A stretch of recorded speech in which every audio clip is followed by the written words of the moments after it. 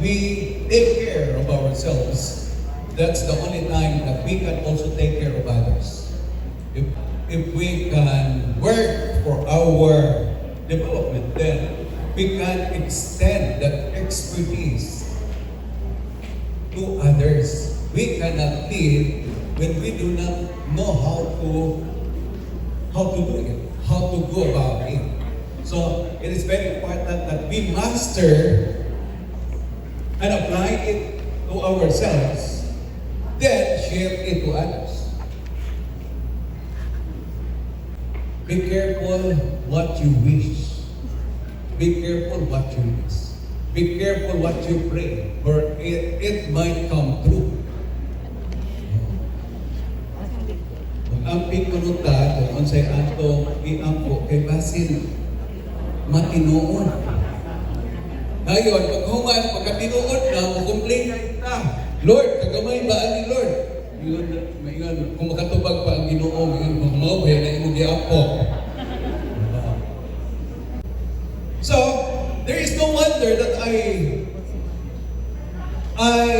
in this position because I dream high, I dream big.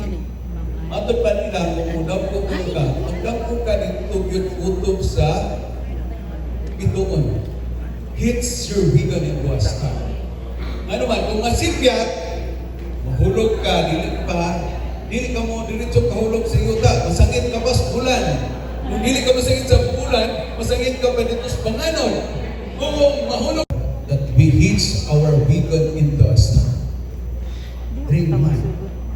Aim high and dream big. Pray big and bold for that prayer will come true. Believe, hold on to that prayer because it will be granted.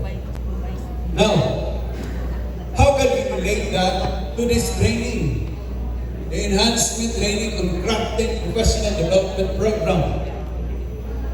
Professional development program is very important because this is our dream. This is our wish, our prayer for the type of teachers that we want to have in this organization. The plan that you will be making, that you will be constructing for the future of the school organization is in your hands. After crafting, after doing all of this, then this is the summary of our prayers. Remember our organization before. We have that crafted beautiful career path, career plans for our teachers. We have not prepared all of us here. We were not prepared for the future. We were blind of the life, of the positions waiting for us. Everything that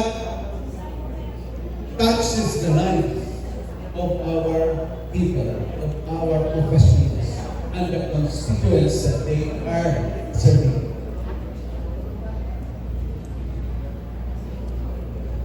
On the other side, I would like to share to you why it is important to connect our development programs to the implementation of the current trust programs, projects of our department, especially the challenge of our learners, challenge of our schools after pandemic.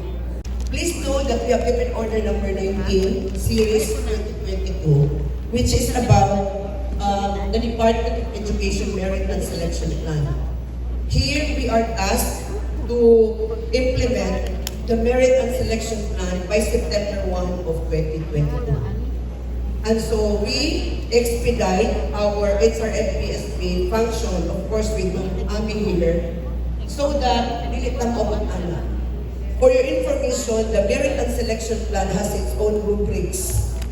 And if you look into the different order, wala siya rubrics. So kung wala pa rubrics, we cannot start. Great things in business are never done by one person. They're done by a team of people. We are a team of people, team of leaders in Iligan City. And please, when others are trying to comment, I take it positively kay kanang mga marites. Ang iyahang message is, kinahanglan silang clarification. And it's okay. Send this, my friends, if we don't have this. I am telling kaganina, Sister Rasta, is very important, I think, and it should be a requirement to school leaders because you are dealing people. Know that our 21st century has its negative and positive vibration. And always believe that you are Darna, Superwoman, Superman. Never be swayed by anything without basis. Okay?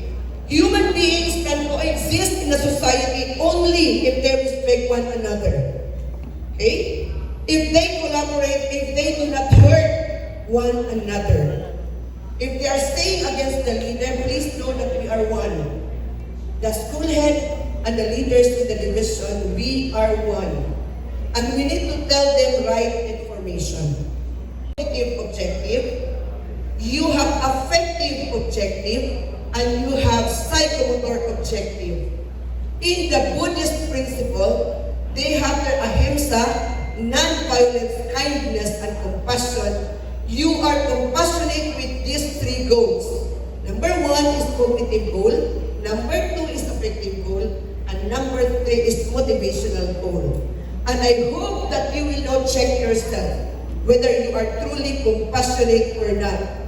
You are compassionate if you have number 1, cognitive goal. I understand you. If you only understand yourself and you do not understand other teachers and non-teaching, then you are by the way not compassionate. Basta kung na kay self-compassion, pero wala kay compassionate sa others. Because first thing is you understand. I understand you. Importante ni siya. Number 2. Say number 2. Affective goal. You think you are compassionate if you don't have affective goal? If you understand, if I understand you, second is I feel you. I understand you and then I feel you. As a leader, that's why I would like to share this to everyone. The third is, instead of psychomotor objective, the Buddhist principle call it motivational goal. And that is the third thing, which is I want to help you. Okay? I understand you, I feel you, and I want to help you. Kabata at batang makabansa. We cannot do this if we are not compassionate. We cannot do this if we are not strong enough to fight the challenges of the Department of Education. We cannot do this if we complain on the teacher's performance with so many non-readers, where in fact, the teacher does not know how to teach reading. Children for the future of Iligan City. Let us set aside our personal differences. We need to be one so that we will tackle this matatag. Okay? And may I tell you, we are all king and queens of our home. And let it be that we are all servers of the government when you enter the Department of Education. There are many sacrifices and then be it, because that's part of our sweldo. Batang makabansa, thank you very much and good morning everyone. In the context of our environment, there is no such training of that kind wherein we need it.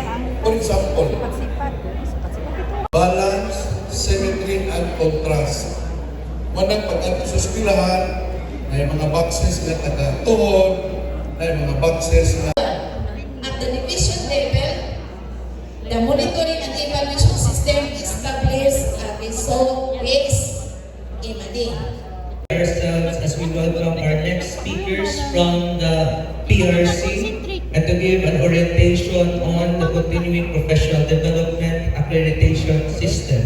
Ladies and gentlemen, the Senior Professional Regulation Officer of PRC, Angelo E Gazo, and the Chief Professional Regulation Officer of the Regulation Division, Sir Jerry F. Krausos. What is Continuing Professional Development Accreditation System? So this is an online system which will enable the fast application and approval of CPD providers and programs. So this was launched on October 2020. So ang usang organization, if you want your trainings, seminars, and other activities maka-earn of CPD unit or units, kinahanglan mo mahimo og CPD provider.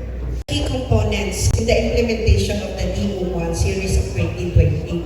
So what are these key components that we need to remember as we make our NSETS training programs? And of course, number 3, which will be the workshop, right shop tomorrow, is we are going to attempt fill out the NEA Form R1 or the recognition application form.